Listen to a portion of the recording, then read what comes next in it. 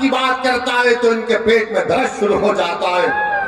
जब अख्तरुल ईमान बिहार की विधानसभा में गरीब और मजलूमों की आवाज बनकर उनके हक की बात करता है तो उनको पेट में दर्द शुरू हो जाता है। तेजस्वी यादव को जरा सोचना चाहिए था कि जब तुमको मजलिस की जरूरत पड़ी तो अख्तरुल ईमान को बुलाया और बोला कि अख्तर भाई हमारा साथ दे दो। तेजस्वी तुमने जो 4 गुलाब जामुन समझकर हमारे विधायक को खा लिया वो हजम कर गए तुम उनको। क्या किया तुमने उन 4 का? कहां मुंह दिखाने के काबिल नहीं रहे वो लोग। आज अख्तरुल ईमान से कह रहे अरे हमने पहले दिन से कहा था कि हम बीजेपी से कभी समझौता नहीं करने वाले, हम कभी समझौता नहीं किए, ना करेंगे कभी इंशाअल्लाह ताला।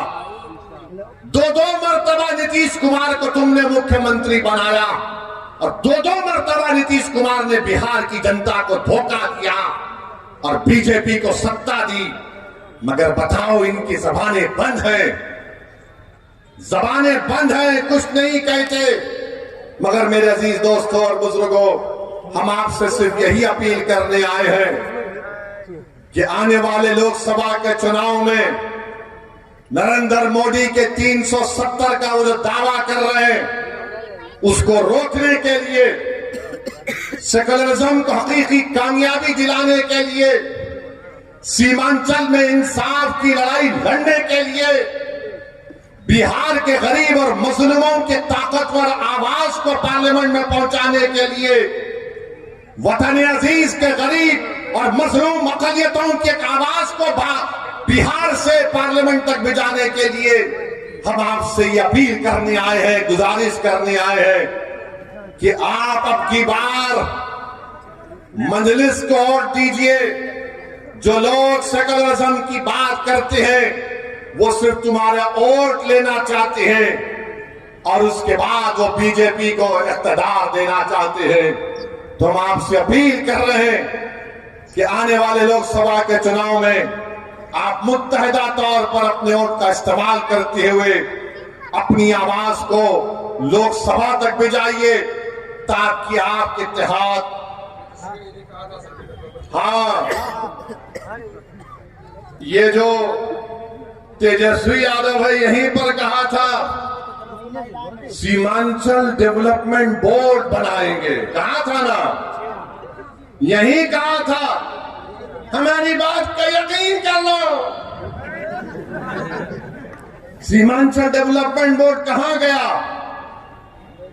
हजम कर गए तुम उसको भी। जब वोट लेना आता है तो सब खड़े होकर झूठी बातें करते हैं। और क्या कहा था तेजस्वी ने कि हैदराबाद से ओवैसी आया, इसको बिरयानी खिलाकर भिजा दो। अरे तेजस्वी तुमको कभी खाने की जरूरत पड़ गई तो हम अपने घर से भिजाने को तैयार हैं। बताओ, मगर तुमने सीमांचल की जनता का खाना छीन लिया, तुमने सीमांचल के गरीबों से इंसाफ नहीं किया। तुम तो डिप्टी चीफ मिनिस्टर बन गए, चाचा को मुख्यमंत्री बना दिए और खूब तुमने गुलाब जामुन खाए, खूब मलाई खाई, मगर सीमांचल की जनता परेशान है। तो इसीलिए हम आपसे अपील कर रहे हैं कि आप आने वाले चुनाव में मुत्तहिदा तौर पर मजलिस का साथ दीजिए।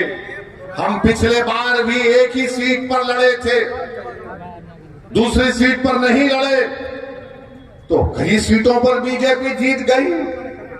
मगर अब की बार इंशाअल्लाह ताला किशनगंज भी लड़ेंगे और भी कई पार्लियामेंट की सीट पर इंशाअल्लाह ताला हम सोच और विचार कर रहे हैं, क्योंकि हम जान चुके हैं कि तुम बीजेपी को नहीं रोक सकते।